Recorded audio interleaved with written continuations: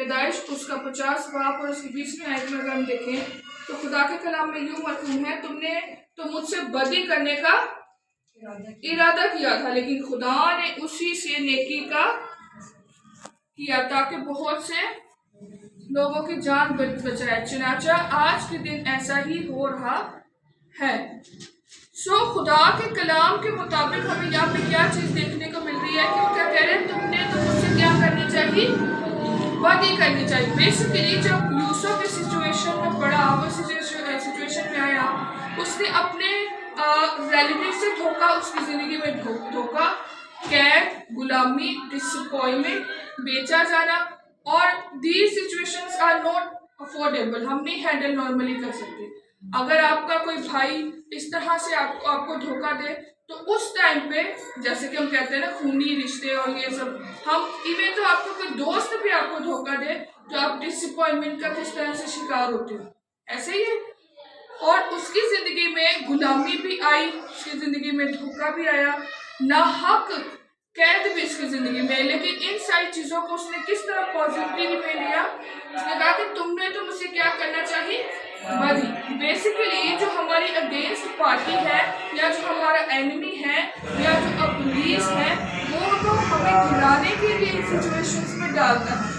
उसकी तरफ से हमारे लिए जब टेम्पटेशन आती है या हमारे लिए वो हमारी जिंदगी में अफसरदगी को, हमारे हालात को लेकर डालता है, बेसिकली वो तो हमें गिराने के लिए सब चीजें करता है।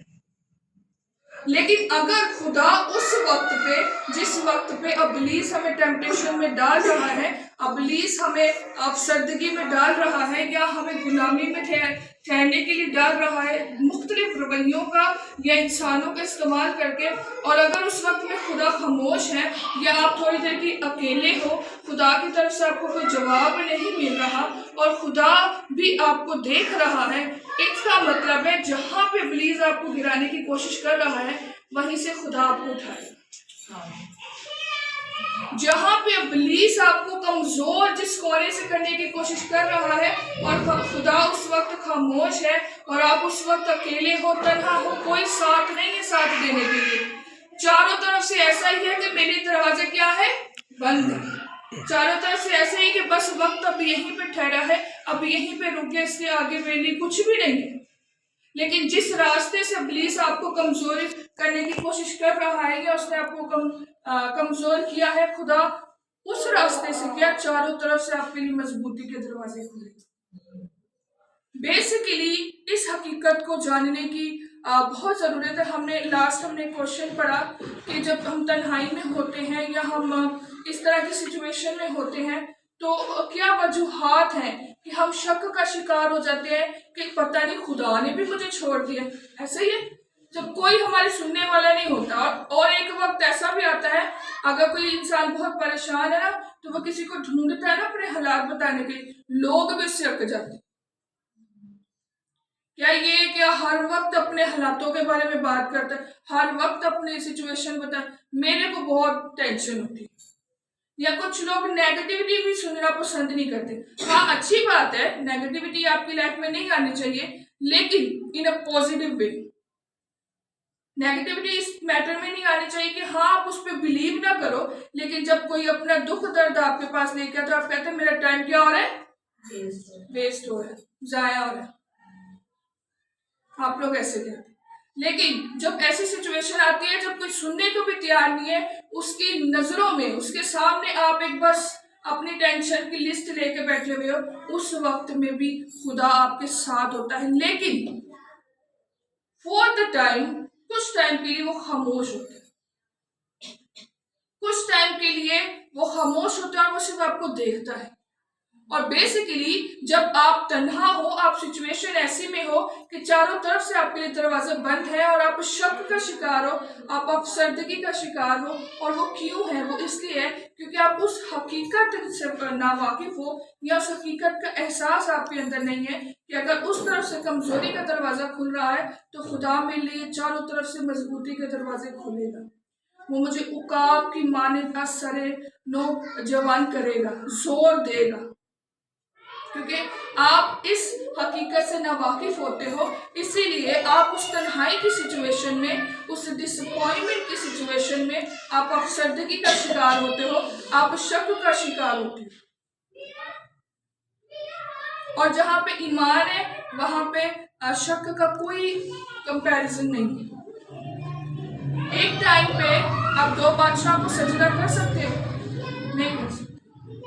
जब आपने ईमान में ठहरना है कि खुदा मेरे लिए दरवाजे खोलेगा, खुदा इस दुनिया में मौजूद है, खुदा मुझे इस तन्हाई से या सिचुएशन से निकालेगा, यकीन माने खुदा ने जो आपके लिए 50% खुदा ने आपके लिए काम करना है, खुदा 100% उसका रिजल्ट। बेसिकली ये चीज आपके अंदर जो प्रेपरेशन खुदावंद की तरफ से हो रही है, सब्र की, तहम्मुल की, यकीन की, भरोसा की और साबित कदम रहने की।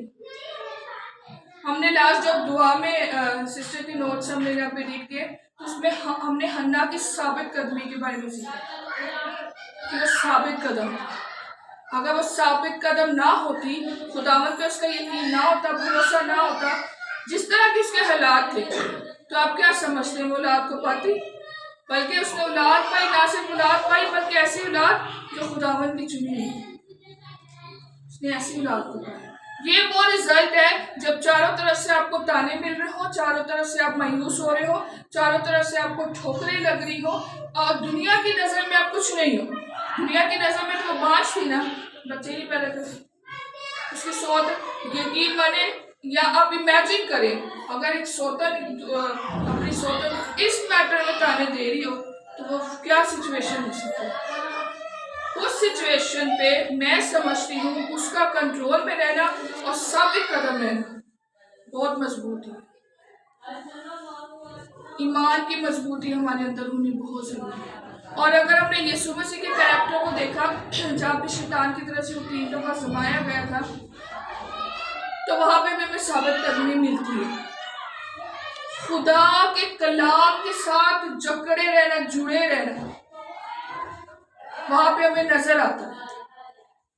जब हम अपने प्लान के मुताबिक चलते हैं और हमारा प्लान के मुताबिक दरवाजे बंद होते हैं, जो दरवाजा हम खोलना चाहते हैं लेकिन खुदा का प्लान है कि वो दरवाजा मेरे लिए ना खुले, ऐसा दरवाजा जो मेरे प्लान के मुताबिक मैं चाहती कि वो दरवाजा खुले, और खुदा का जो मेरे लिए प्लान है उस प्लान के मुताबिक वो दरवाजा बंद है, और उसको फिर मैं अपनी जिंदगी में अगर स्ट्रेस लेकर जो है वो उसका आउटपुट लूं, तो फिर इसका मतलब है मैं खुदा का जो प्लान मेरी जिंदगी में उसकी खिलाफवर्जी कर रही हूं। अगर कोई दरवाजा आपके लिए नहीं खुल रहा, नो वरीज, इट्स मीन कि ये खुदावन की तरफ से मेरे लिए डबल पोर्शन में डिफरेंटली कहीं और से दरवाजा खुलकर बरकत नाज़िल। सो हमेशा हमें खुदा के प्लान को हमारी जिंदगी में फुलफिल होने देना चाहिए, बजाय इसके कि हम उसको टेंशन और स्ट्रेस के साथ लेकर अपने सर पे जो है उसको हावी कर दें। ऐसा क्यों है खुदा? अब ऐसा नहीं है कि अगर आप बात करो तो खुदा मुझे क्यों चाहता है कि मैं कैद में रहूं, खुदा मुझे क्यों चाहता है कि मैं भूखा रहूं, खुदा मुझे क्यों चाहता है कि मैं जो है वह तन्हा रहूं, मेरे पे ही क्यों अज़ियतें हैं। लेकिन आजिज़, ईमानदार, फेथफुल, खुदावंद पे तवक्कुल रखने वाला और उसके कलाम के साथ जकड़े रहने वाले, ये सब उसकी लाइफ में आते हैं। रास्ता तो सुखड़ा है, आसान नहीं है, ये रास्ता सुखड़ा है।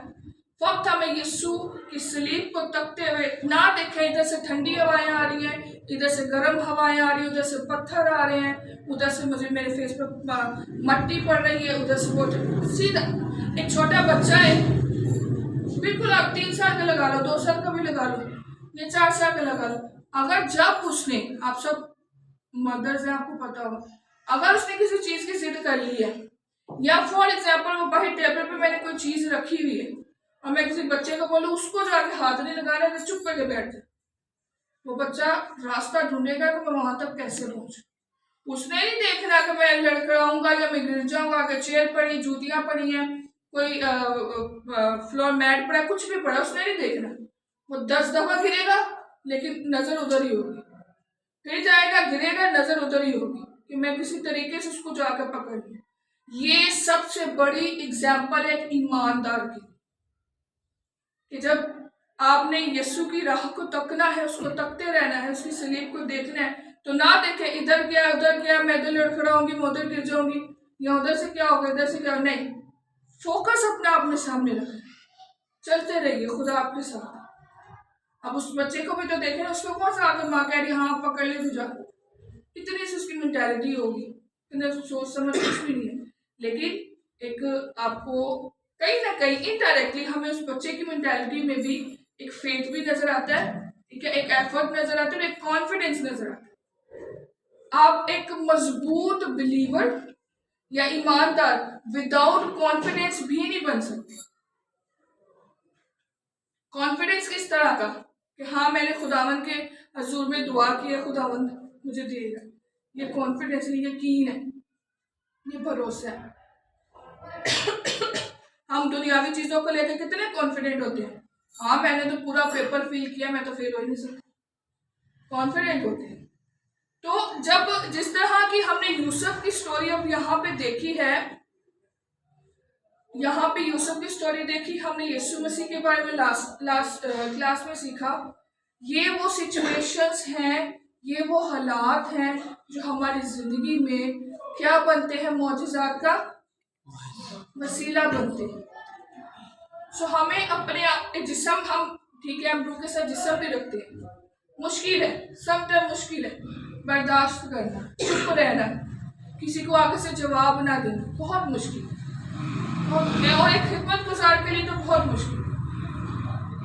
लेकिन जब हम इस हकीकत से वाकिफ होंगे ना कि खुदा हमारे साथ है, इसी सिचुएशन से तो खुदा के जलाल का जाहिर होगा। अगर आपके पास पेटी भर के पैसा है, खाने को एक्स्ट्रा है कि आप अपने घर में चीज चुन के खा रहे हो कि 4 डिशेस बनी है, इसमें से मैंने ये नहीं खानी, मैं दूसरी वाली खाऊं, आपकी वार्डरोब भरी हुई है कपड़ों से, आपको पता ही है कल मैं कौन सा पहनूं कौन सा नहीं, हाँ बस बड़ी कोई भी उठाया पहन के चलेंगे, इतना एक्स्ट्रा आपके पास माल हो, सब कुछ हो, तो फिर आप खुदा के जलाल को कैसे देखोगे?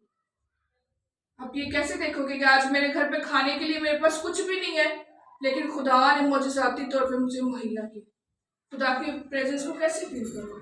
कैसे ये देखोगे कि वो नामुमकिन को मुमकिन करता है? और अगर एक बहन के पास औलाद नहीं है तो उसकी जिंदगी में कैसे वो देखेगी कि खुदा ने इस सिचुएशन में भी मुझे औलाद दी है, जिसकी सबसे बड़ी टेस्टिमनी मेरी जिंदगी है। आप कैसे देखोगे कि खुदा खाने के साथ औलाद भी दे सकता है, जो डॉक्टरों के मुताबिक इम्पॉसिबल। आप कैसे खुदा के जलाओगे?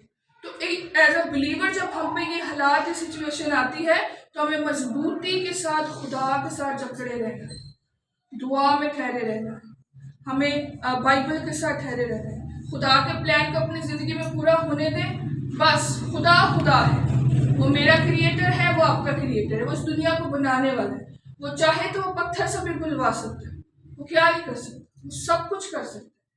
खुदा के प्लान को हमारी जिंदगी में पूरा होने दें, वो खुदा है। सिर्फ हमारा काम क्या है, उसके साथ प्रेयर में जुड़े रहना। रोजे दुआ में भी सिस्टर ने कितने खूबसूरत तरीके से एक्सप्लेन किया, रोजे और दुआ के मुताबिक हमें उसके साथ इस तरह जकड़े रहना है। और खुदा जो कलाम मुकद्दस है, जो खुदा के मुंह के बोल है, जिसके थ्रू वो हमसे बात करता है। हम कहते हैं ना खुदा हमसे बात नहीं करता, खुदा जवाब नहीं देता, ये खुदा का जवाब है, ये खुदा का आंसर है। जितनी आपकी मुश्किलें कैद में है, अगर आप कैद में हो तो उसका आंसर इसमें है, अगर आप गुलामी में हो तो उसका आंसर इसमें है, अगर आप भूखे हो तो खुदा की तरफ से उसका आंसर इस कलाम मुकद्दस में है, अगर आप बेऔलाद हो तो खुदा की तरफ से उसका आंसर इस कलाम मुकद्दस में है। मत तो ये परेशान ना हो, किसी शक का शिकार, किसी अफसरदगी का शिकार, या तन्हाई में अपने आप को डिप्रेशन में लाकर मुख्तलिफ बीमारियों का शिकार ना हुई।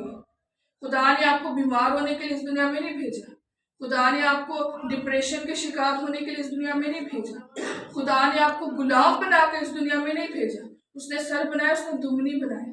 उसने तो अपने बेटे को लगते जिगर को सलीब पर जब उसने जान दी तो बहाली उसी की तरफ से जारी हुई। उसने हमें खुश रहने के लिए बुलाया, उसमें खुदावंद में खुश रहने के लिए, खुदावंद में शादमान रहने के लिए उसने हमें बुलाया। ये जो थोड़ी बहुत ये टेंशन, ये फिक्रें आती हैं, ये बेसिकली जो आप अपनी ये दुनिया में जो जिंदगी जी रहे हैं, ये शॉर्ट टाइम के लिए, इनका एक पीरियड है। अगर ये पीरियड ना हो, अगर ये एक रूहानी जंग है, बेसिकली ये रूहानी जंग है। अगर हम पे ये आजमाइशें ना आए तो हम खुदा के जलाल को देख ही नहीं सकते। जब भी कोई ऐसी सिचुएशन आई, इसका मतलब है खुदावंद की तरफ से मेरी जिंदगी में कोई मौजज़ा होने वाला है, खुदावंद की तरफ से मेरी जिंदगी में जलाल जाहिर होगा, खुदावंद की मौजूदगी अब मेरी जिंदगी में जाहिर होगी। अब मैं खुदा को करीब से देखूंगा, और अब यही वक्त है कि जब मैं खुदा की कुर्बत में हूँ। हालेलुया। तो खुदावंद आप सबको बहुत बरकत दे।